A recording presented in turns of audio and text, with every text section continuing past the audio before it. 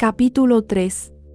El 29 de septiembre, por la mañana, las campanas de la iglesia del pueblo resuenan con un sonido melancólico que se mezcla con el canto de los pájaros. Koa y Knox entran a la iglesia de forma tímida y respetuosa, como si aún les pesara la sombra de la tragedia que habían vivido. Se sientan hasta al frente de las bancas, en un silencio que solo se rompe por el crujir de la madera bajo sus pies. La iglesia se encuentra casi vacía, pues la misa comenzará dentro de 1 hora. Se quedan sentados en silencio un rato, esperando, con la mirada perdida en el altar adornado con flores marchitas. De repente, a sus espaldas se escucha una voz que dice: «Buenos días». Es Amaya, que toma asiento junto a ellos, con una sonrisa que intenta disimular el miedo que aún la recorre. Los 3 amigos se habían venido a la iglesia a agradecer que Amaya había salido con bien de aquel día en que casi se ahoga en el arroyo. Apenas habían pasado 3 días de aquella terrible experiencia, pero para ellos se habían convertido en una eternidad. Con los ojos cerrados y una posición de oración, los chicos agradecen. Amaya, en sus pensamientos, susurra: «Gracias, Dios y San Miguel Arcángel, por darme la fuerza aquel día. Gracias por poner a Koa y Knox en mi camino para que me encontraran a las orillas del arroyo. Gracias, Dios, por darle la sabiduría a Knox para poder aplicarme el RCP de forma segura. Gracias, Dios, por hacerme volver de la muerte. Gracias, Dios, por darle la fuerza a Koa para llevarme cargado todo el camino hacia mi casa. Gracias, Dios, por darme esta nueva oportunidad de vivir. Gracias, Dios, por todo». Koa, en sus pensamientos, dice: «Gracias, Dios y San Miguel Arcángel, por guiarnos a donde estaba Amaya. Gracias, Dios, por la sabiduría de Knox para salvar a Amaya con el RCP. Gracias, Dios, por darme la fuerza para llevar a Amaya hasta su casa. Gracias, Dios, por darme estos amigos que se han convertido en mi familia».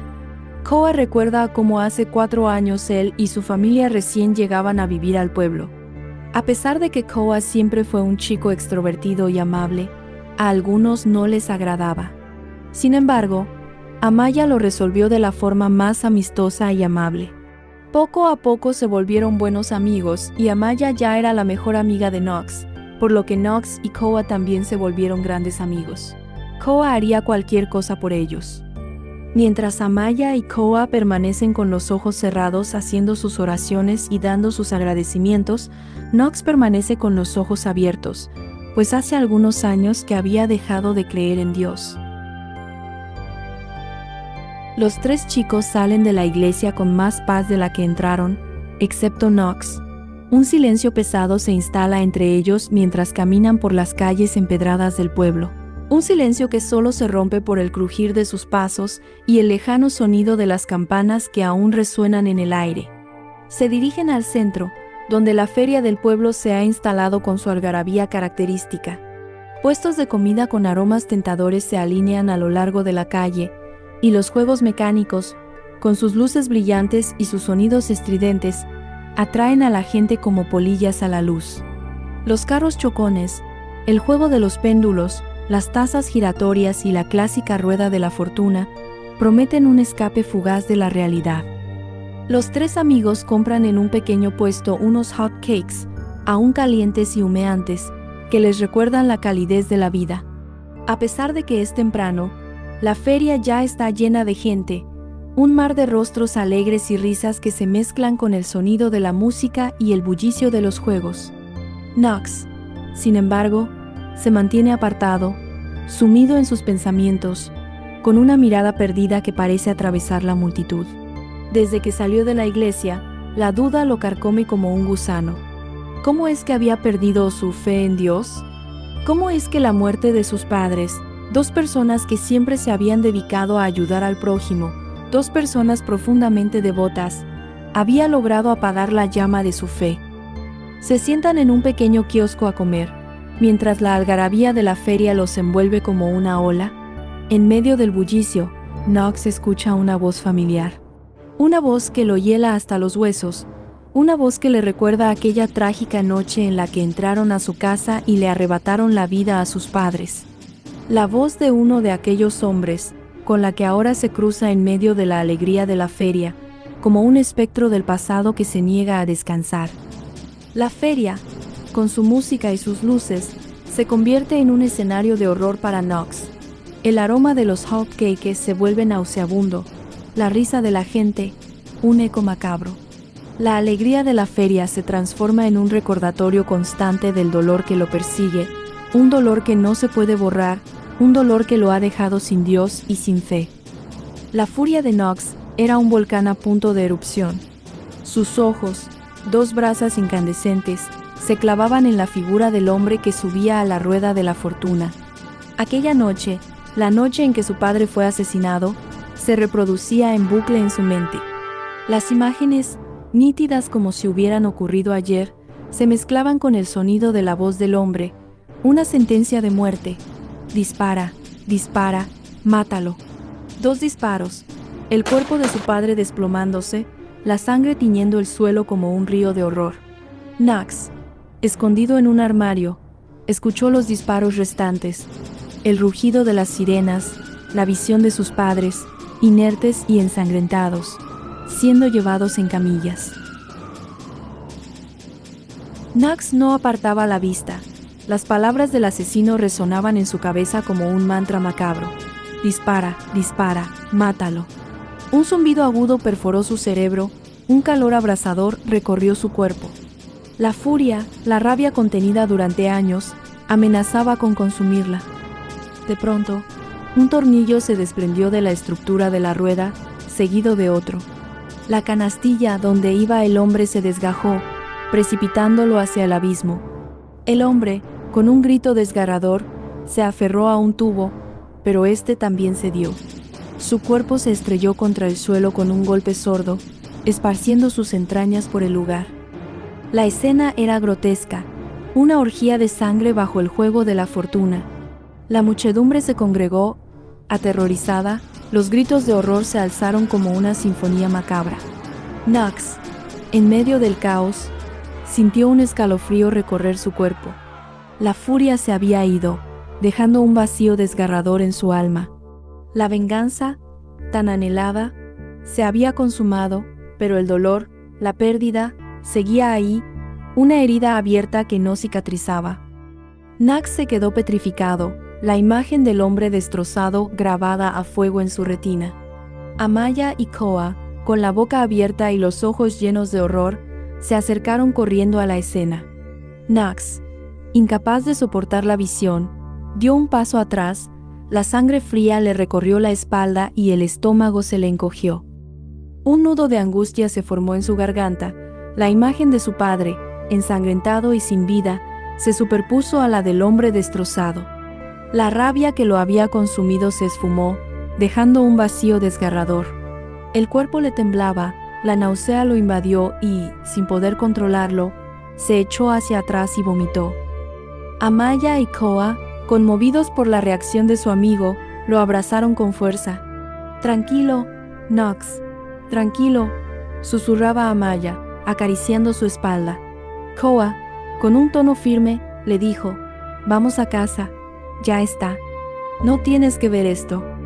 Knox, con la cabeza gacha y el cuerpo aún tembloroso, se dejó llevar por sus amigos.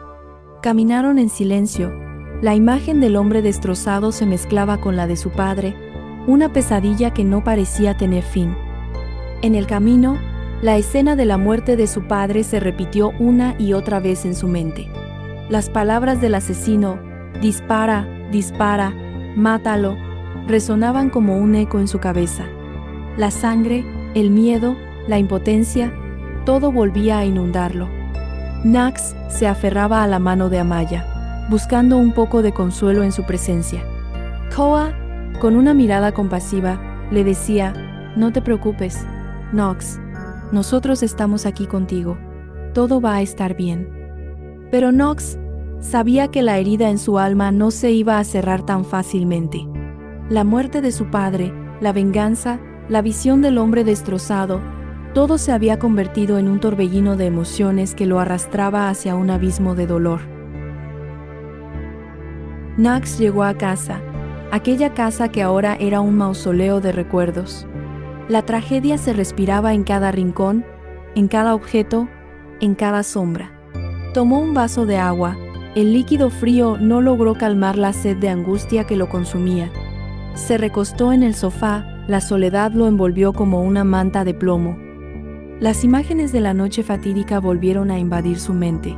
La sangre, los disparos, el cuerpo de su padre sin vida. Y ahora, se sumaba una nueva escena, una que había estado reprimida, oculta en las sombras de su memoria. Recordó los murmullos de la gente, las palabras hirientes que lo acusaban de estar involucrado en la mafia, que su padre era un corrupto, que lo había merecido. Por algo lo mataron, decían, pero Knox sabía la verdad. Su padre, un hombre íntegro, un policía honesto, un político que siempre luchó por la justicia, había sido víctima de una cruel traición. La escena se volvió a reproducir en su mente. El asaltante, con la máscara negra cubriéndole el rostro, gritando, «Dispara, dispara, mátalo». Y luego, la voz de su cómplice, «Ya voy», mientras se quitaba la máscara, revelando un rostro familiar. Era el compañero de su padre, un hombre en el que siempre había confiado, un amigo de la familia.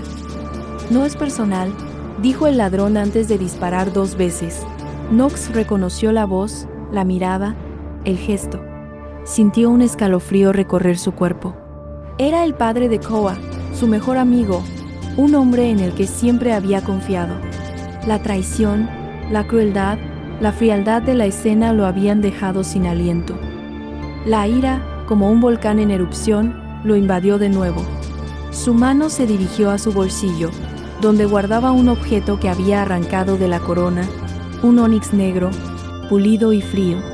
Lo contempló con furia, con odio, con un deseo voraz de venganza.